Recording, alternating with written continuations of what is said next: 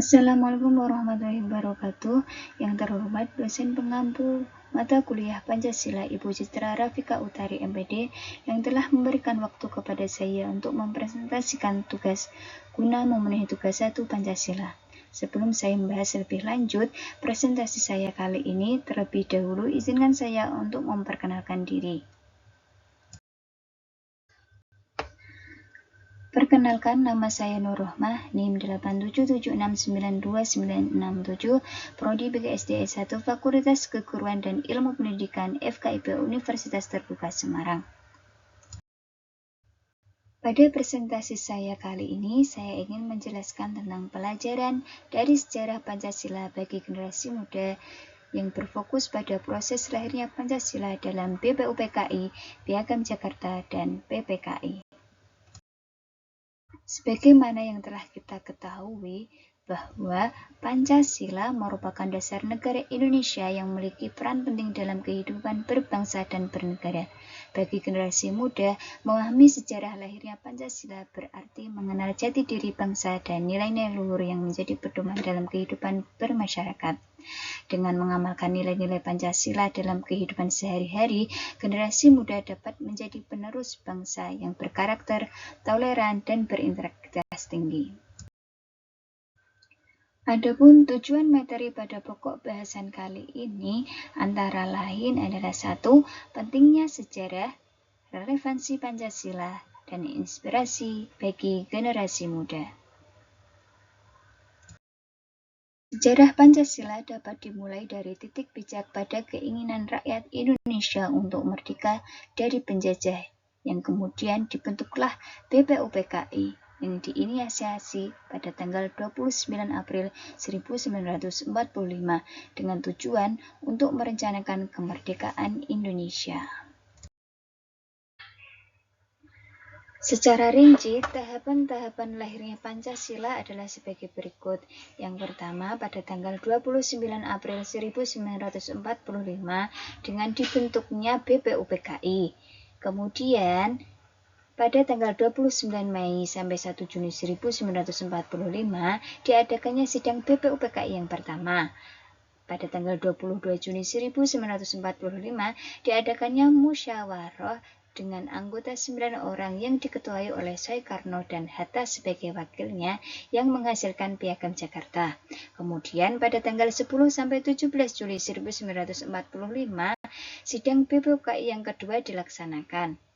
Dari keseluruhan tugas BPUPKI dengan terselesaikannya, maka dibubarkanlah BPUPKI pada tanggal 7 Agustus 1945. Tahapan selanjutnya adalah pada tanggal 9 Agustus 1945 dengan dibentuknya PPKI untuk menggantikan BPUPKI untuk mempersiapkan kemerdekaan Indonesia pada tanggal 17 Agustus 1945. Kemudian diadakannya 3 kali sidang PPKI yaitu pada tanggal 18 Agustus, 19 Agustus, dan 22 Agustus 1945 dengan dibentuknya Komite Nasional, dibentuknya Partai Nasional Indonesia, dan dibentuknya Tentara Kebangsaan Indonesia. Selanjutnya, dari semua tahapan-tahapan lahirnya Pancasila tersebut, fokus peristiwa ada pada perumusan Pancasila yang dikemukakan oleh banyak tokoh. Akan tetapi,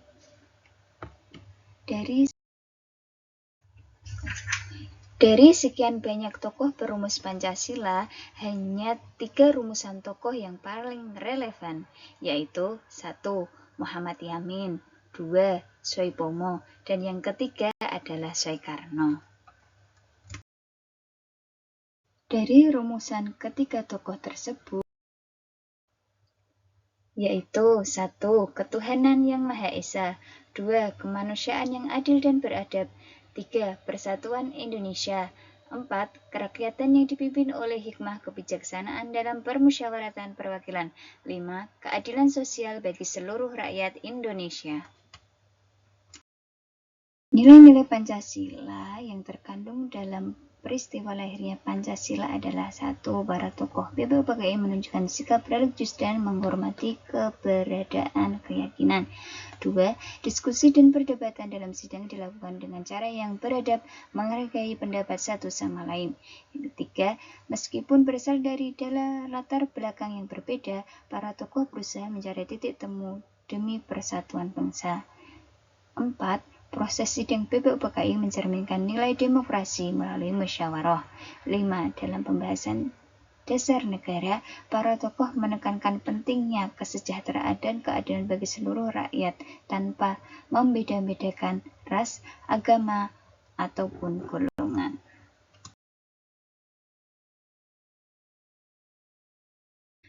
Dalam refleksi pribadi, pelajaran dari proses lahirnya Pancasila adalah kebersamaan dan toleransi. Dalam kebersamaan, semangat kebersamaan yang ditunjukkan oleh para pendiri bangsa dalam merumuskan Pancasila mengajarkan kita pentingnya bekerja sama demi tujuan bersama dan kemajuan bangsa. Toleransi, penghargaan terhadap toleransi dapat berdampak dan mencerminkan dalam Pancasila membantu generasi muda untuk memahami nilai dan menghargai perbedaan untuk persatuan dan keharmonisan dalam masyarakat. Kemudian dalam relevansi Pancasila, 1. Toleransi, 2. Menghargai, 3. Musyawarah, 4. Persatuan, dan 5. Budi luhur.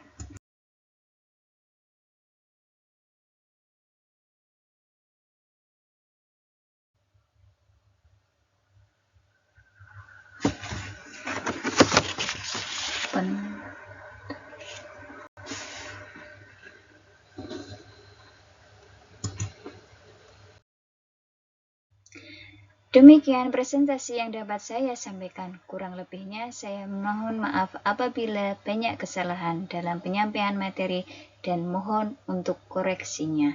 Sekian dari saya. Terima kasih. Wassalamualaikum warahmatullahi wabarakatuh.